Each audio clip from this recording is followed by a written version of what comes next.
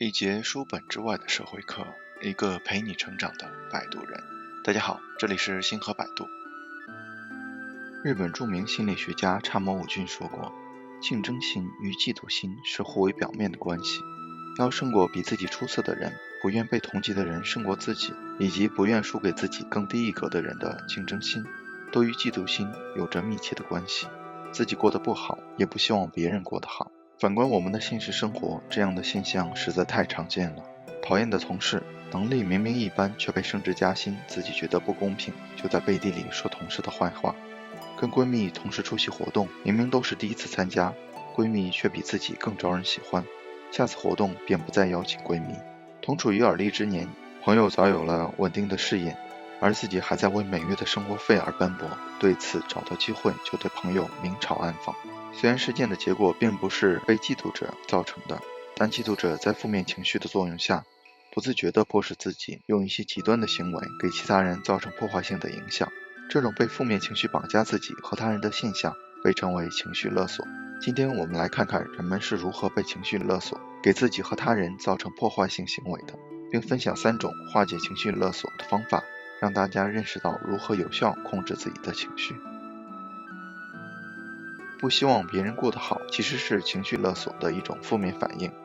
情绪勒索这一概念是多伦多医院副教授朱迪斯·希格尔在《情绪勒索》一书中提出的。既然是情绪勒索，那必定有勒索者和被勒索者，其中勒索者就是我们的情绪，比如嫉妒、愤怒、烦躁、悲伤等等，而被勒索者就是我们自己或者他人。情绪勒索书中对情绪勒索做出的解释是，过激情绪会迫使人们做出回应，通过嘲讽、打击、施压、沉默等手段夺回控制权来平衡自己的内心。比如看到同龄人生活的比自己好，心生嫉妒，做出排斥对方，在背后诋毁对方的行为。看到别人过得好，比自己成功，无法缓解现状带来的压力，内心变得极度不安。这种消极的情绪未能得到及时排解，就会迫使人们对他人采取破坏性的行为干扰。这种破坏性的行为不是无缘无故产生的，而是在嫉妒、愤怒等消极的情绪勒索下形成的一种下意识的负面反应。那么情绪勒索产生的主要原因又是什么？情绪勒索产生的原因，第一，在杏仁核的影响下，感性脑让人处于情绪失控。情绪勒索中提到，大脑分为左右半球2个部分，左脑是主管思想的理性脑，右脑是主管情绪和情感的感性脑。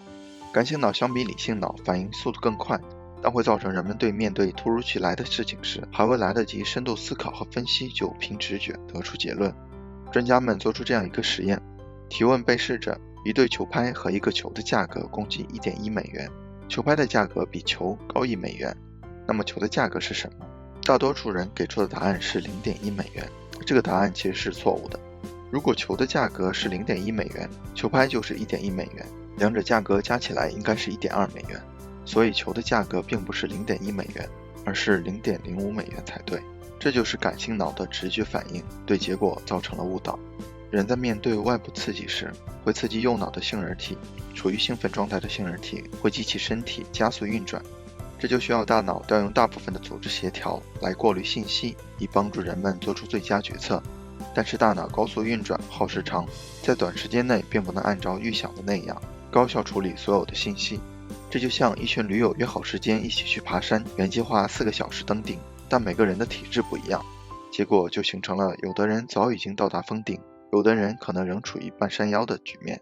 大脑各组织运转速率不一致，造成有用的信息未能完全利用，看到事情的结局就立马做出过激反应，这就是导致人们情绪失控的原因。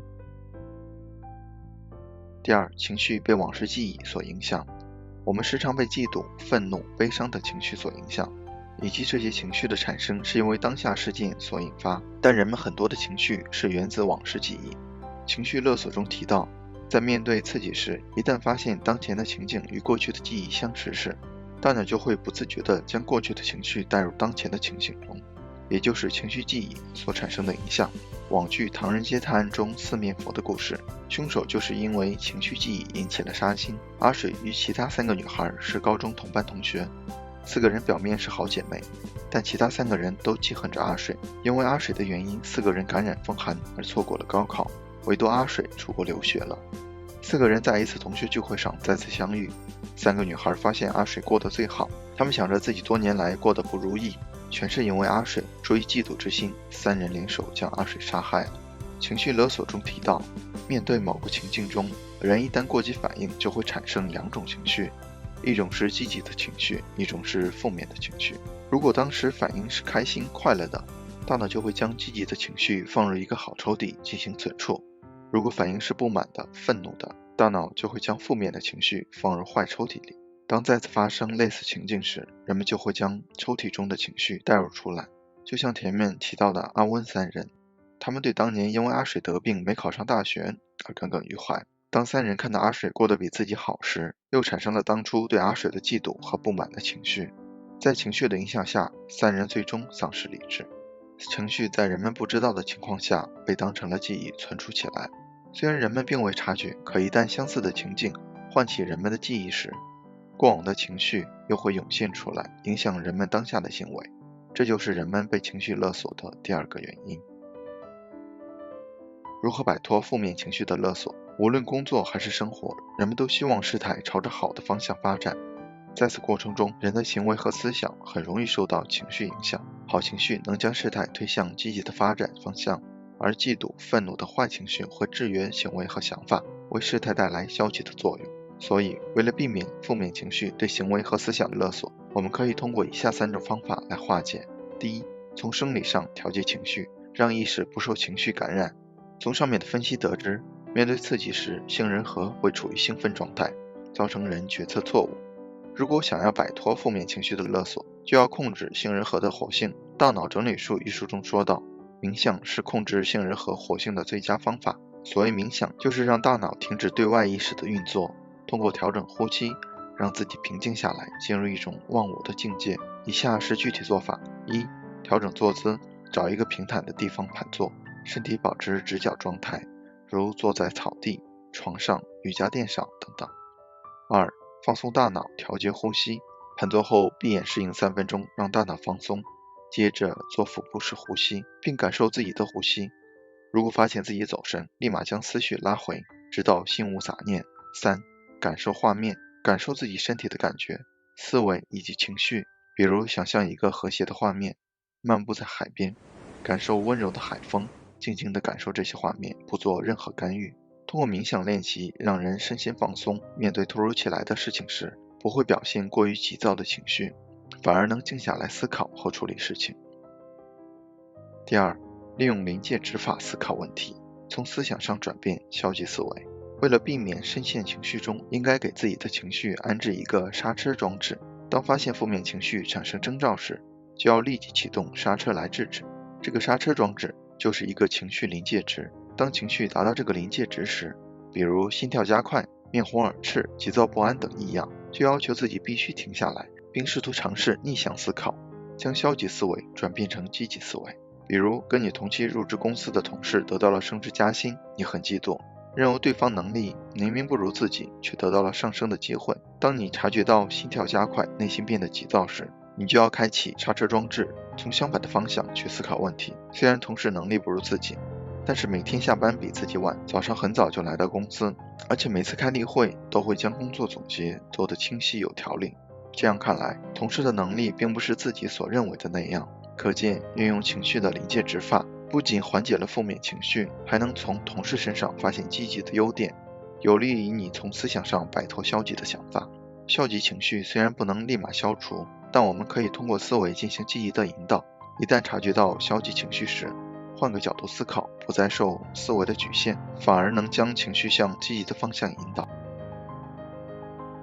第3，运用社交疗法，向外界寻求帮助，从行动上缓解情绪。受到消极情绪影响的人，如果得不到有效的缓解，总是一个人闷着或苦想着，